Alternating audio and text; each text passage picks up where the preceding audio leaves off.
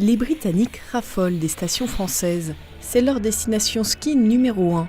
L'hiver, les touristes anglais représentent 40% de la clientèle étrangère dans nos stations. À Morzine, ils représentent 40% de la clientèle totale.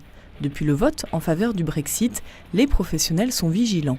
La bonne nouvelle, c'est qu'ils ne font pas trop de ski chez eux, ils n'ont pas la possibilité. Donc nous, on est quand même à 1h15 de Genève, ce qui fait qu'on a toujours une clientèle anglaise importante. On n'a pas constaté de grosses évolutions. Peut-être certains raccourcissent un peu leur séjour ou sont moins exigeants sur des prestations, baissent un petit peu en gamme. Mais sur le volume de nos clients anglais, on n'a pas constaté de grosses évolutions significatives dès cet hiver.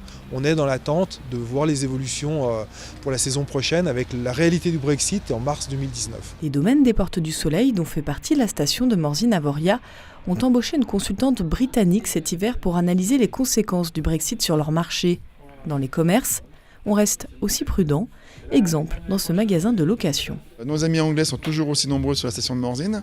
Le seul impact réel qui se passe aujourd'hui, c'est que suite à la décision de leur choix de sortir de l'Union européenne, la monnaie, la livre sterling, s'est effondrée de 20%. Donc en fait, ils ont 20% de moins dans la poche.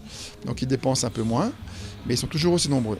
À Morzine, avec près de 2000 lits dans les chalets des tours opérateurs britanniques, le marché pèse autant que les 2000 lits hôteliers. Les agences spécialisées envisagent d'ouvrir ces locations de chalets à d'autres nationalités. En moyenne, un client anglais dépense entre 600 et 1500 € chaque semaine. Un poids non négligeable donc pour l'économie locale.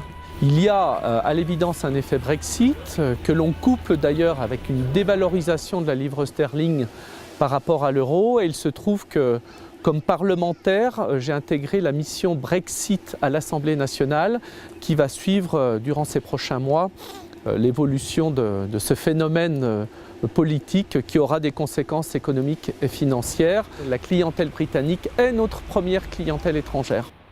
Il reste encore 2 hivers d'incertitude pour les stations françaises. Le 29 mars 2019, les Britanniques auront quitté l'Union européenne pour de bon.